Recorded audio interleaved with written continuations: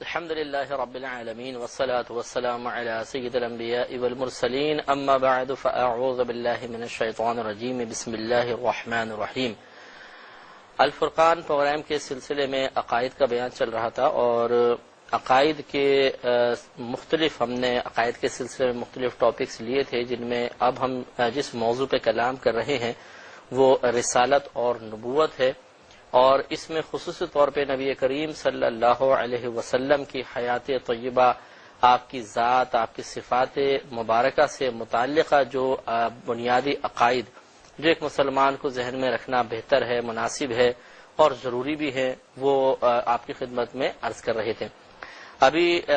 جس موضوع پر ہم کلام کر رہے تھے وہ نبی کریم صلی اللہ علیہ وسلم کے والدین کریمین کے ایمان پر ہے۔ اس باب میں علماء کی آراء مختلف رہی ہیں کہ آپ کے والدین حالت ایمان میں دنیا سے رخصت ہوئے تھے یا نہیں ہوئے تھے، اور دونوں جانب دلائل موجود ہیں، دونوں جانب سے ہی احادیث کریمہ اور عقلی و نقلی دلائل پیش کیے جاتے ہیں، لیکن صحیح مسئلہ یہی ہے کہ رحمت کونین صلی اللہ علیہ وسلم کے والدین کریمین حالت ایمان میں ہی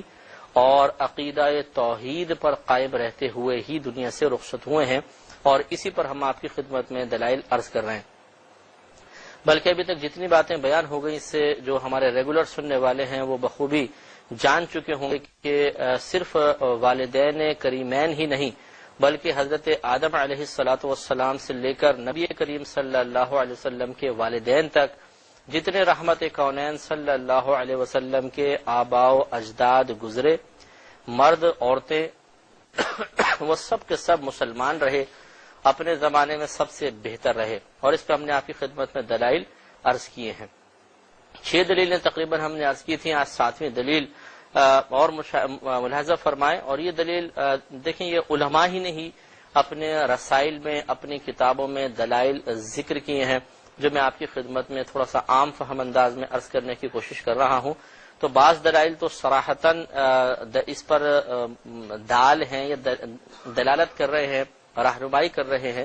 اور بعض چیزوں کو عقلی طور پر بطور دلیل پیش کیا گیا ہے، لہذا ایک عقلی طور پر دلیل مزید اس کے بارے میں سماعت فرمائیں۔ سورہ انعام آیت نمبر 124 میں اللہ تبارک و تعالی نے ارشاد فرمایا کہ اللہ اعلم حیث یجعل رسالتہ،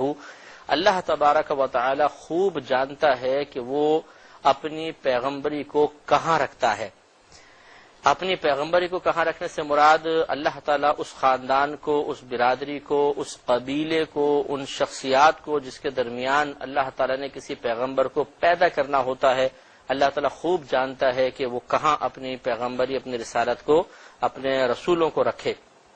اس کی تفسیر یہ بیان کی گئی ہے کہ اللہ تبارک و تعالیٰ نے ہمیشہ رسولوں کے لیے اعلیٰ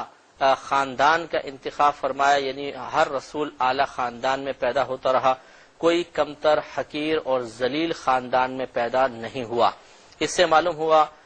کہ نبی کریم صلی اللہ علیہ وسلم سمیت تمام انبیاء علیہم السلام اعلی خاندان سے ہی تعلق رکھتے تھے، اور کفر میں اور اعلی ہونے میں کوئی مناسبت نہیں ہے، بلکہ کفر تو ادنی ترین چیز ہے۔ لہذا معلوم ہوا کہ نبی کریم صلی اللہ علیہ وسلم کا نور مبارکہ ہمیشہ اعلی خاندانوں میں منتقل ہوتا ہوا اس والدین کریمین تک پہنچا، اور پھر آپ دنیا میں آپ کا ظہور ہوا۔ تو لہذا یہ عقیدہ ایک اور دلیل سے یہ عقیدہ ثابت ہوتا ہے کہ ہمیں اس کو ایک بطور دلیل اس عقیدے پہ ہم پیش کر سکتے ہیں کہ ہمیشہ اللہ تبارک و تعالیٰ نے اپنے حبیب کریم صلی اللہ علیہ وسلم کو اعلی خاندان میں پیدا فرمایا۔ یہ تاریخ دمشق الکبیر جلد نمبر 3 صفحہ نمبر 30 پر ایک حدیث پاک ہے۔ سیدنا عبداللہ ابن عباس رضی اللہ تعالی عنہما اس کے راوی ہیں، اور یہ اس بات پر دلیل ہے کہ اللہ تبارک و تعالی نے اپنے حبیب کریم صلی اللہ علیہ وسلم سے جس چیز کا تعلق قائم کیا وہ چیز نہ دنیا میں رسوا ہوئی اور نہ آخرت میں رسوا ہوگی، بلکہ اس کا مقام بہت ہی اعلیٰ ہے۔ لہذا والدین کا تعلق اولاد سے سب سے زیادہ قریبی ہوتا ہے۔ بھائی بعد میں، بیوی بچے بعد میں ہوتے ہیں، والدین سب سے پہلے ہوتے ہیں۔ تو جب دیگر تعلق رکھنے والی چیزوں کے بارے میں بھی آپ سماعت فرمائیں گے کہ اللہ تعالیٰ کا انتخاب ایسا ہے تو پھر والدین کریمین کے بارے میں کیا خیال ہوگا۔ لہذا ابن عباس رضی اللہ تعالیٰ عنہ نے ایک مرتبہ دیکھا کہ سیدہ عائشہ صدیقہ رضی اللہ تعالیٰ عنہا پر خوف و خشیت کا غلبہ ہے اور آپ گریہ وزاری فرما رہی تھیں، تو آپ نے کہا کہ یا ام المومنین، کیا آپ یہ گمان کرتی ہیں کہ اللہ تبارک و تعالیٰ نے جہنم کی ایک چنگاری کو رحمت کونین صلی اللہ علیہ وسلم کا جوڑا بنایا ہے؟ یعنی وہ خوف کر رہی تھی کہ میں جہنم میں نہ پھینک دی جاؤں، اور اکابرین کی عادت تھی، تو آپ نے سمجھایا کہ ایسا کیسے ہو سکتا ہے کہ اللہ تبارک و تعالیٰ آپ کو رحمت کونین صلی اللہ علیہ وسلم کے قریب کرے اور پھر آپ کے ذریعے جہنم کی آگ میں اضافہ ہو۔ تو اس پر سیدہ عائشہ صدیقہ رضی اللہ تعالی عنہا نے ارشاد فرمایا کہ فرجت عنی فرج اللہ عنک، تو نے میرا غم دور کیا، اللہ تبارک و تعالی تیرا غم دور کر دے۔ یعنی آپ اس سے خوش ہوئیں کہ آپ نے اس تعلق نسبت کو یاد دلا کر اور اس کے بدلے میں جو آخرت میں انعامات مرتب ہونے والے ہیں اس کی طرف میری توجہ کرا کر اس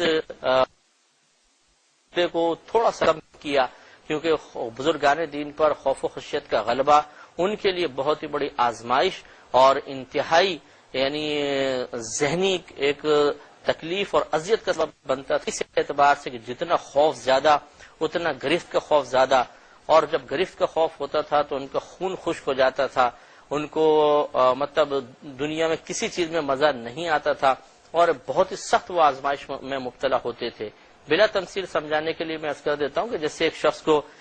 کوئی آنے والے دنیاوی خطرے کے بارے میں کوئی خوف لاحق ہو جائے اور وہ بھی بہت بڑا خطرہ، مثلا اسے بتا دیا جائے کچھ لوگ تمہیں مارنے کے لیے ڈھونڈ رہے ہیں، تو اور وہ ہیں بھی مطلب بہت ہی قریب، تو اب اس شخص کی جو کیفیت ہوگی، جو اس کی باطنی حالت ہوگی، جو اس کو ٹینشن ہوگا، جس طرح اس کا دل دھڑک رہا ہوگا، آپ اندازہ کریں کیا اس کے لیے اذیت کا سامان ہوگا۔ فرق یہ ہے کہ اکابرین جو تھے وہ جب آخرت کے بارے میں غور کرتے تھے تو ان کیفیات سے کہیں زیادہ سخت کیفیات ان پر طاری ہوتی تھی، تو ان کی اذیت کا عالم کیا ہوگا۔ تو بہرحال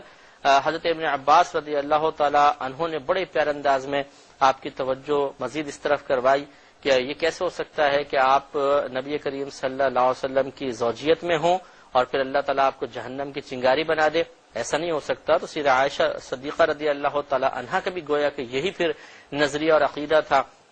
کہ جو نبی کریم صلی اللہ علیہ وسلم کے قریب ہوگا وہ جہنم میں نہیں جا سکتا ہے، تو پھر آپ نے اسی لیے ان کو بھی دعا دی۔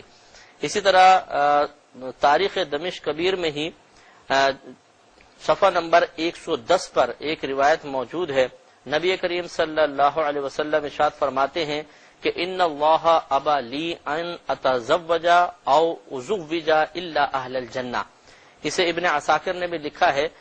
سرکار مدینہ صلی اللہ علیہ وسلم نے فرمایا کہ بے شک اللہ تبارک و تعالی نے انکار فرما دیا، ناپسند فرما دیا میرے لیے کہ میں شادی کروں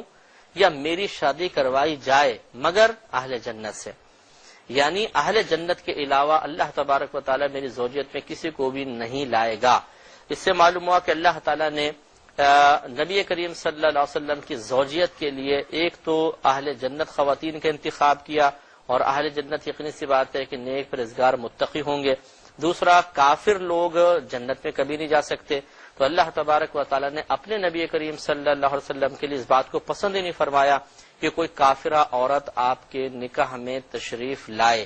تو جب اللہ تعالیٰ اپنے حبیب کے لیے کافرہ عورت کے نکاح میں آنے کو پسند نہیں فرما رہا تو آپ کے والدین جو یقینی سی بات ہے زوجہ سے زیادہ مقام اور مرتبہ رکھتے ہیں ان کے لیے کفر کی حالت کو کیوں کر پسند فرمائے گا۔ لہذا معلوم ہوا کہ سرکار کے آباء و اجداد ہمیشہ مسلمان گزرے ہیں۔